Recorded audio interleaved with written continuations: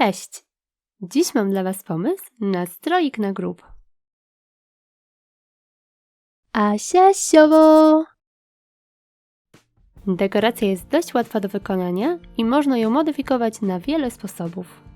Mój stroik zrobiłam na kawałku deski, ale tutaj możecie użyć też podkładki pod znicze, krążka z drzewa, podstawki pod doniczkę czy innego przedmiotu. Ważne, by był odporny na warunki atmosferyczne.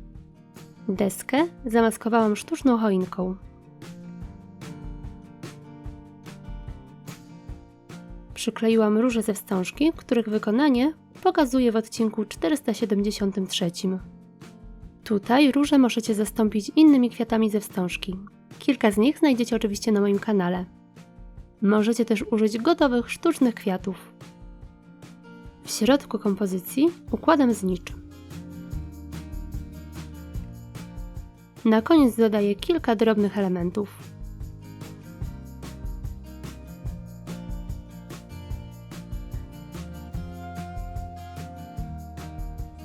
Jak widzicie, wykonanie takiego stroika wcale nie jest trudne, a efekt jest jak dla mnie bardzo fajny. Koniecznie zobaczcie też inne moje filmiki z kompozycjami na grób. Na dziś to tyle. Pozdrawiam. Pa, pa!